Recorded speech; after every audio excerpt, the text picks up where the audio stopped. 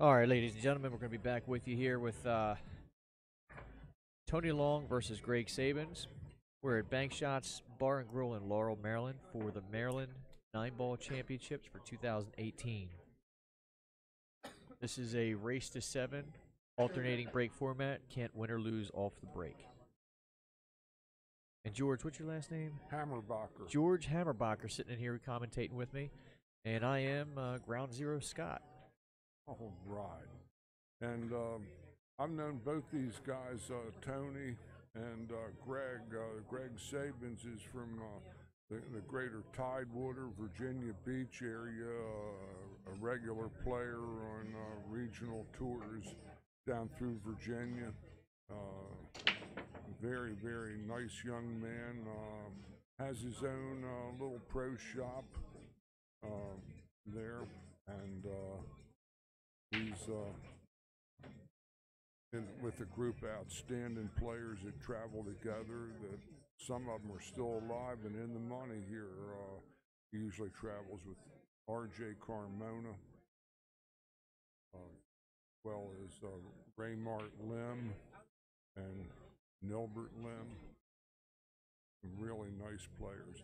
Okay, Tony Long broke. He had no real good shots, so he played a safety. So Sabins is going to have to kick at this one ball.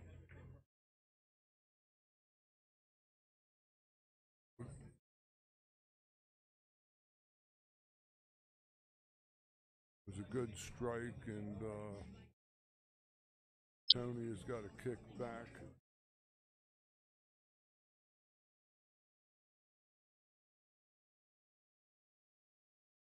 Tony is getting his line of sight on his cross rail and probably play a little running right hand ball. He has a reasonable chance to make this ball, I feel, with and he could fall right on the 2. That's quite a shot right there. Yes, indeed. Tony, I've known him for a long time, 20 years or more. Very nice guy. Got the heart of a lion, and tough competitor to be sure.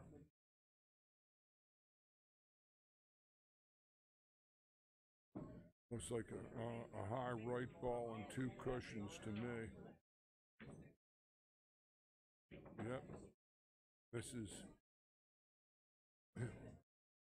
just go forward about an inch or something. Fall right in the happy land there off that kick. He runs out. Not official, but he'd like to start every game with this shot. Absolutely. 1 game to nothing. Tony Long takes a 1-0 lead over Greg Sabins. Pretty good pace they're starting off. Yes, indeed. That game took no time. Right. It was like a total of 3 turns at the table, less than 2 innings, and after the break shot, there was a safety, and then there was the kick, and that was all she wrote. Pat Mcnally, table 11. 2 tables down from us, Scott Haas is getting ready to play Pat Mcnally. That's going to be another great match. It must mean that Eddie Abraham must have landed in the quicksand over there. Yep. A lot of great players here this weekend, folks. 128 player field. I see there's one. He squatted that cue ball pretty good, and the ball is just knocked him down to the bottom rail. Well, Greg has a difficult shot because the 2 is on this cushion right even with his cue ball, and position is going to be a very, very dicey effort, even if he plays the corner pocket, which is what he's going to have to do. He's going to try to pull this back. Usually the 1 misses to the yeah. He had a bad hand grip on that. I saw his grip, and his grip his grip wasn't conducive to that particular shot when his backhand. I had a good look at it from my vantage point. There's another kick for Tony Long, measuring, and he is, especially in this event too. You're not allowed to use jump rods. You gotta kick at balls or not give a big masse twist. I think you might be allowed to twist a little bit. You can do anything you want as far as masses, as far as you don't come above your shoulder. That's right. You can hit a half or maybe even a 3/4. Man, he kicks good. And he's actually somebody that jumps really well as well. Tony is a very, very seasoned competitor. Inside English, the destructor of youth. Didn't quite allow for that deflection. His stroke came up as he's shooting it too. Yeah. Watch his follow through. Didn't go back far enough. Yeah. What happened was Scotty dropped his elbow is what happened, and that brought the tip up in the front. The elbow went down in the back, and that caused a cue ball not to take that inside English as well, and it caused him to overchip the chatter. Meanwhile, Sabins has a very, very fine scoring opportunity presented to him, and without further ado, I think Greg is going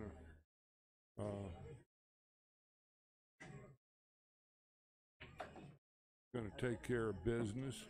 Tony's going to go ahead and see that and get right back to the table. It's Tony's break.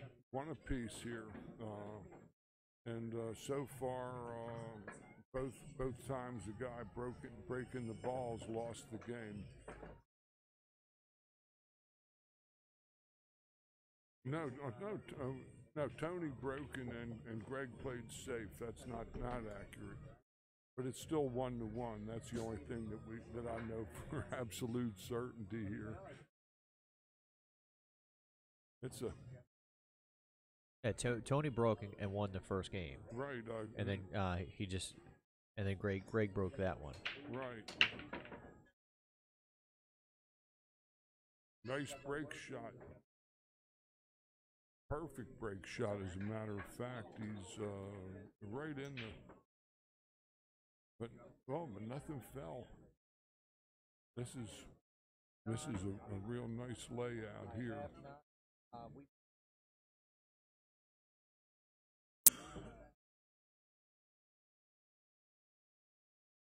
Sabins is in good line. Hang on 1 second. Sorry about the camera shake there. My tripod got kicked from behind. Uh-oh.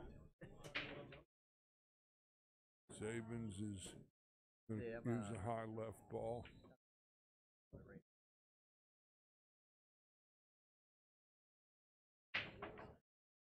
I'll give you a call when I get done. All right, see you. Sabins is in ideal position. The 4 to the 5 ball is going to be, in all probability, his one difficulty.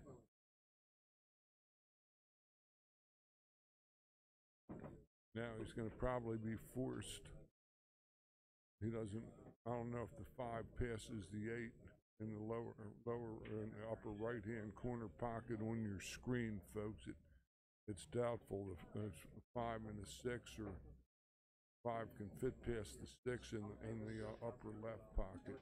I like him coming high, right, left English, and coming around. He got as good a roll as he could have hoped. But this is a tough shot because this ball, when it hits, they cling, and he has to play this ball to the real cut part of that pocket where the 6 is sitting.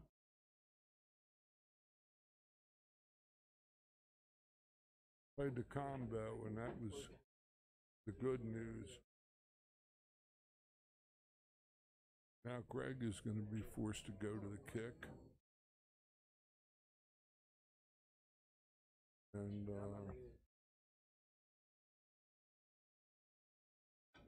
this will be a pretty good shot. Five's in a pretty nice place. Let's see how he kicks under this.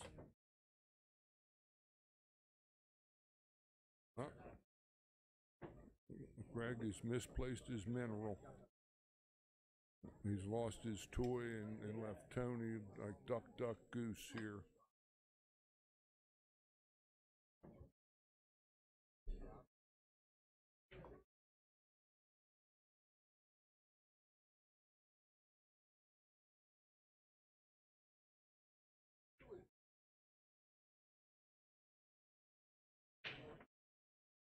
We have a 2-game-to-1 count with Tony Long won the lead here.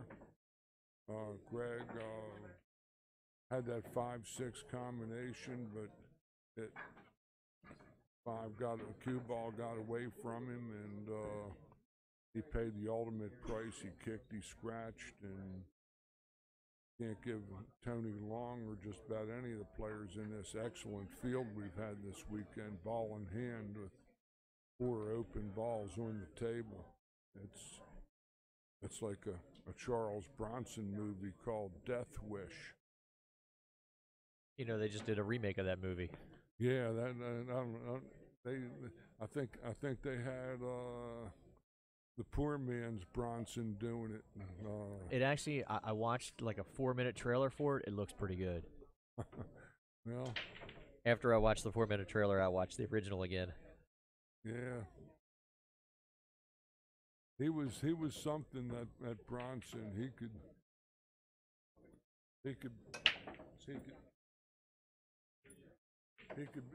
could be a Russian, he could be an Apache, he could be just about anything you wanted him to be, you know, that looked ethnic or cultural.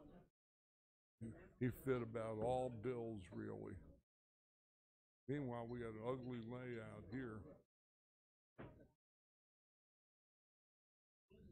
He almost came off that point. If he came off that point, it might have worked out a little better. I know he wanted to get behind that 5, but I see Greg coming right back towards where his cue ball is and trying to go behind that 4 ball. He's got a lot of room for error on that shot as well. He tried to make it. That's you see that this might be a 5-ball combination. The 2 off of the 5. No. I think he's got room to come around to actually shoot the 3. He's got 3-7. one real angle into it. No, he's going to play the 7 ball next, as long as he doesn't get behind the 8. Well, I guess he got behind the 8. It doesn't look like there are too many roads that lead to that 3 ball.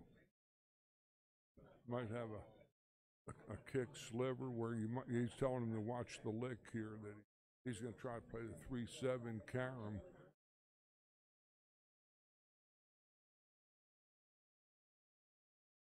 Oh, what a shot! No, Tony called a foul on himself. Yeah. Tony is a stone cold gentleman. I've known him Absolutely, forever. Good guy. Oh, that wasn't even any good. I don't think. Yeah, that's 4 or 5 ball hit, but these are all tap ins. These are all tap ins, folks.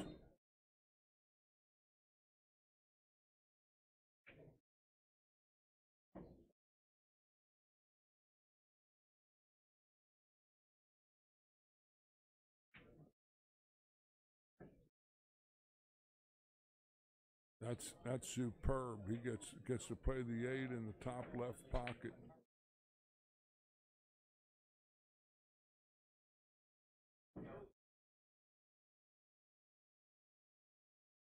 Three games to 1. It's going to be momentarily with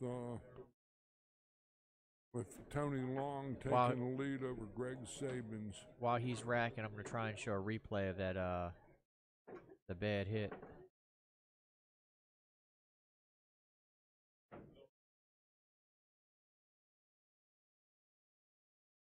Really hard to see, but nobody can call it better than Tony. He called it bad. He was standing right over it, you know, and he's, like I said,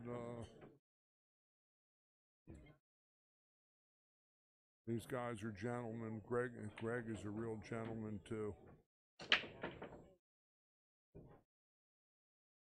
Good break shot. Unfortunately, I think he might have got hoodwinked here by the Decatur special, the aider from Decatur. You think he's got a chance to park that cue ball off the rail behind the 4-8? That would be seemingly the best shot in town here, because any rollout would probably be contraindicated. Yeah, he could come just straight into it, kick the one, and have it right near that side pocket, and go up around the 5. He might roll out though. Yeah, he's going to elect to take a push on that one.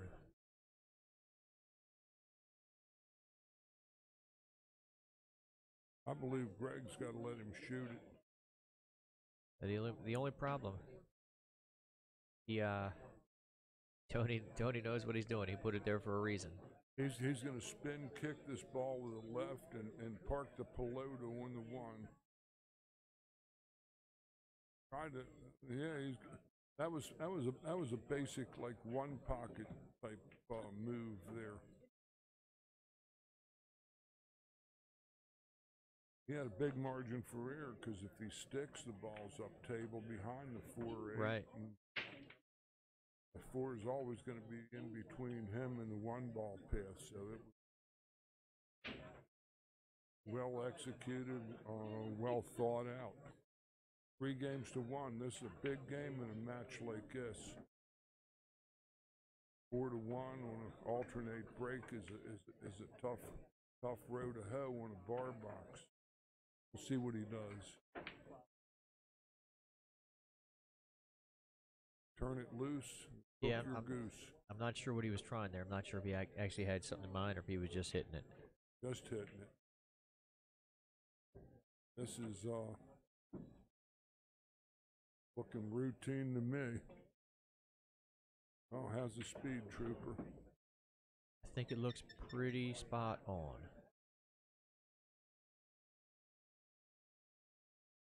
To come between the 7-9, it's just natural.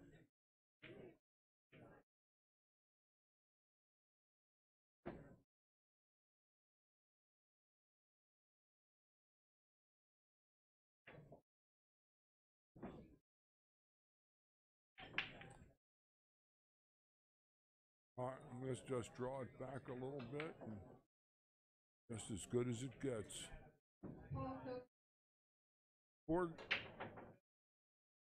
All right, guys, so between racks, we're going to mention our sponsors again. Balls they're using on that table, they're Aramith pool balls. I think, what kind of cues Tony shoot with, you know? Does he shoot with the Felipe? I'm not sure. Could be. I'm not sure, but Felipe is one of our sponsors. Navigator tips and chalk. I know Rick Scarlato uses a Navigator tip. McDermott cues, Lights Out Billiard Apparel. Actually, Tony's wearing a Lights Out shirt. The cloth they're playing on, Simona's cloth, and of course our host location, Bank Shots Bar and Grill. Oops, sorry about that. Hit the wrong button there. You guys didn't get to see the break. Located on Maryland 198, about maybe 2.5 miles east of the 198 Baltimore-Washington Parkway exit. What's going on, Chuck?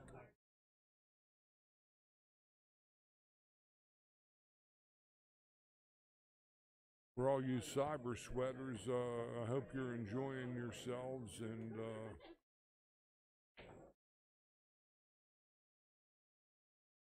Tony looks like he's starting to get in punch here. I think he rolled a little further than he wanted to on that.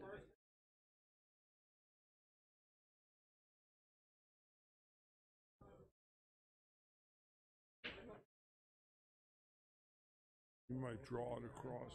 No. He's going to go forward. Nice.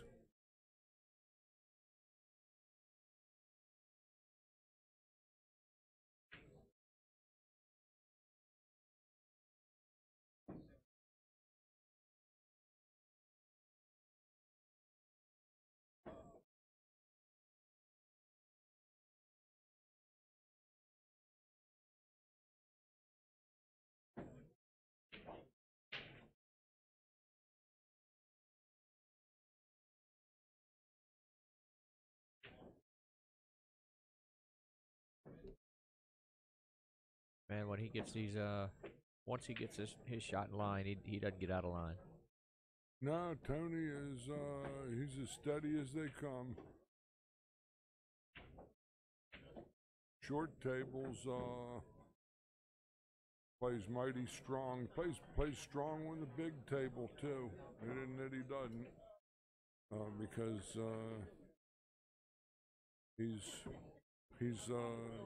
he's been a very consistent, high-level regional semi-pro type player for 20-25 years, and a real tough competitor too. Tony is starting to roll away with this match. I believe it's 5-1 for Tony Long here. Yep, 5-1.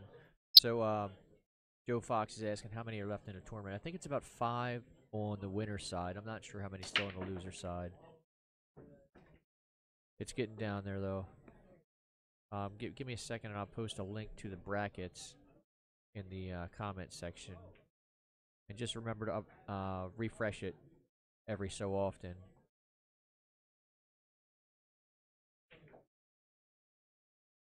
Well, Tony is left Greg a scoring opportunity here. Some high left ball, real smooth. Well hit ball there. A little bit wrong on this too.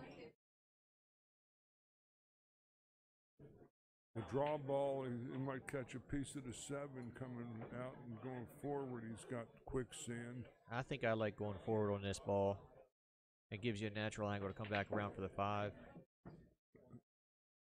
He was on the 50-yard line, it looked like to me, Scott. He was more in no man's land on that ball than...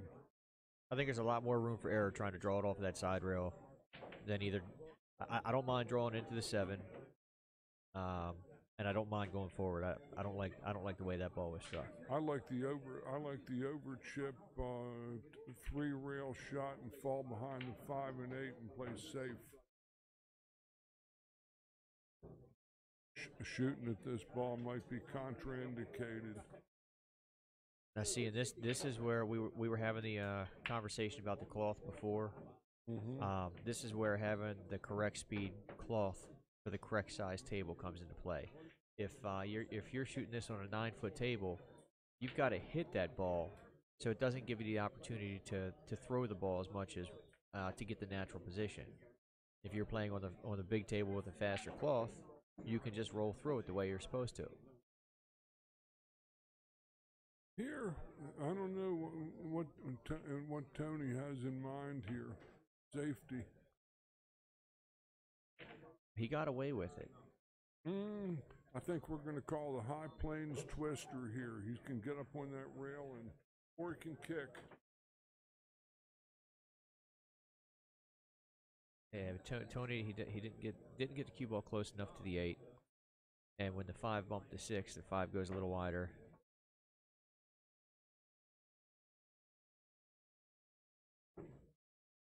Well, thanks for the compliment, Joe. Joe likes the stream. Thanks for doing a good job commenting. Thank you, Joe.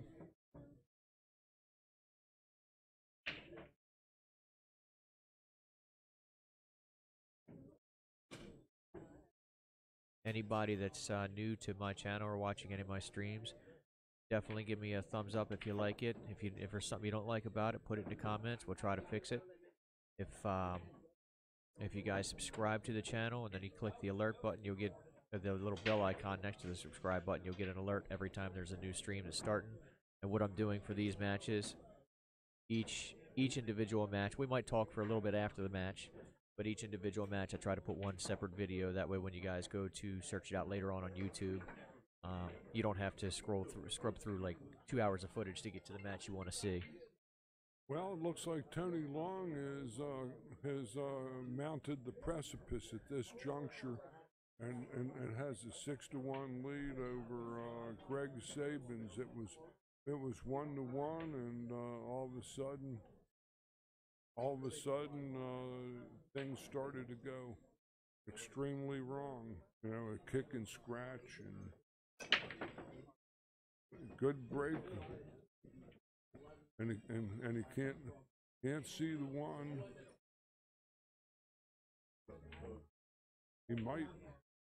He might be able to catch the edge of it and play the high right and come back and play the billiard with the inside ball.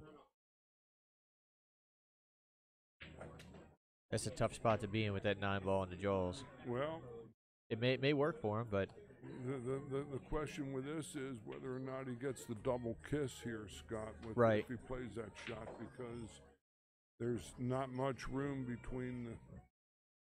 He's going to elect for the push. He's going to shoot the 9 and put the 9 on the spot, I'm sure.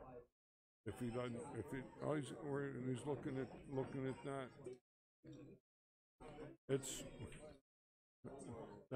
He's going to shoot the 9 off, I believe. That would probably be the correct shot. So, Joe, the only reason the volume's not that loud, they have music on in the background, and we're trying to avoid a copyright violation for the music.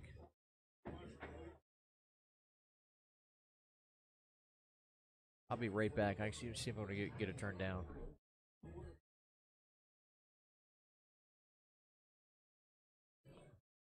Yeah, those are the new issues. Oh,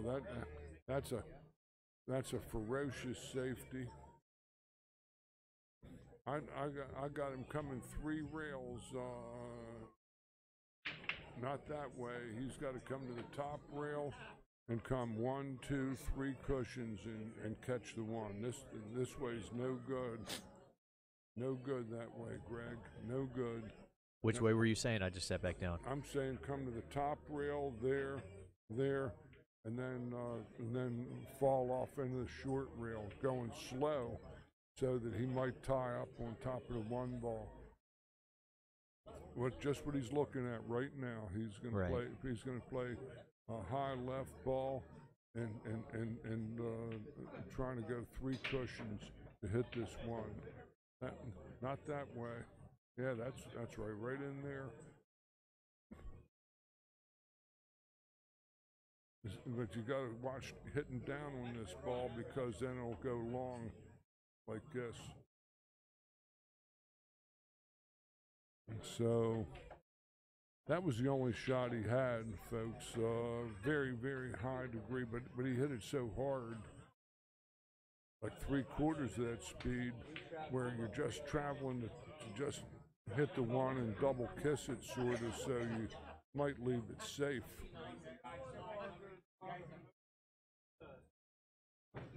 Well,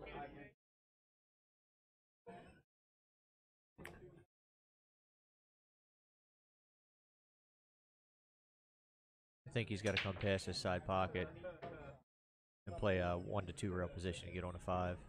He's punching it. He's going in the hole too. He played 3 rail position, just not the 3 rails we thought.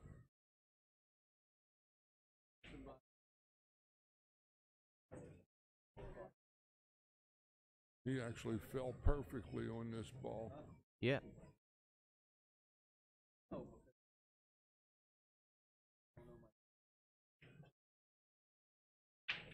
I hate being in this kind of position because I hate playing combinations. Well, well, he can either play a short side or a combination. he's going to play for the bank. What he's going to do? Bank straightforward.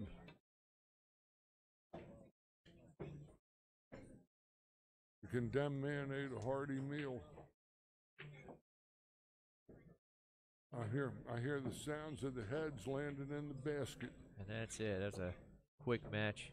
7 games to 1. Tony Long defeats Greg Sabins from Virginia Beach, Virginia, 7 to 1.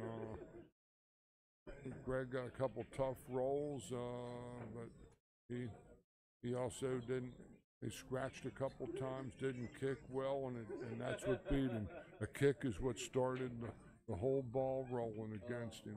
So, but anyway, it's a ton of fun, and thanks again to all our fabulous sponsors who make all this possible. That McDermott Cues, when I had the pool room in the early 90s up in Reisterstown, Maryland, we'd gotten a whole case full of them, and we had these 3/8 10-pin plain Jane type cues, different color forearms and all, and the kids and the new players ate them up and loved them, and those cues were right as rain. They played solid. For this boy Jeff must have put 10,000 hours in with that cue, and I'd pick it up from him. He'd be practicing. I'd hit a couple balls with it, and I said, "Man, that thing still hits good." And he'd say, "Yeah, Mr. George, yeah." But those are some great cues. Great facility in Menominee Falls, Wisconsin, north and northwest of Milwaukee, Wisconsin. But we'll be back in a couple minutes with another live stream match. So I'm going to turn the camera. I'm going to stop this stream in just a second, turn the camera, so don't go anywhere. To our left, we've got, is that Brian? That's Brian Jones playing Adam Keeler there, right? And then Tom Zippler. I always call him Ziggler, I don't know why. Zippler, I don't know who the boy is he's playing. And then Mcnally and Scott Haas over here. So guys, make a quick comment for me. You guys want to see the Keeler and Brian Jones match, or do you want to see the Scott Haas and McNally match? While I'm waiting for a comment, I'm going to go ahead and stop the stream, and I'll still watch the comments, and then turn the camera around.